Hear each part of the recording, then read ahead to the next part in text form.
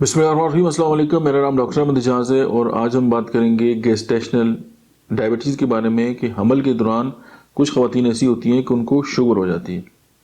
अब ये कुछ ख़वातीन में तो जब प्रेगनेंसी हो जाती है उसके बाद के जो उनकी डायबिटीज़ है, गेस्टेशनल डायबिटीज़ ठीक हो जाती है और कुछ में ठीक नहीं होती और फिर वो हमेशा के लिए डायबिटिक जो है मेडिसिन के ऊपर डिपेंडेंट हो जाती है। अगर गेस्टेशनल डायबिटीज़ हो जाए तो आप होम्योपैथी की जो मेडिसिन है सेजिजियम और दूसरी मेडिसिन जो है यूरेनियम नाइट्रिकम, इन दोनों मेडिसिन को 30 में सुबह दोपहर शाम जो है वो खाने से आधा घंटा पहले इस्तेमाल करें तो हमल के दौरान होने वाली गेस्टेशनल डायबिटीज़ उससे आप जो है वो छुटकारा पा लेंगी और आपकी जो जिस्म का जो तवाज़न है हार्मोन्स का और जो आपका एक मेटाबॉलिज्म के अंदर जो तब्दीली आ रही है उसको जो है मेडिसिन बहुत ज़बरदस्त तरीके से जो है वो एड्रेस करेंगी और आपकी जान जो है वो गेस्टेशनल डायबिटीज़ से जो है वो छूट जाएगी। Thank you.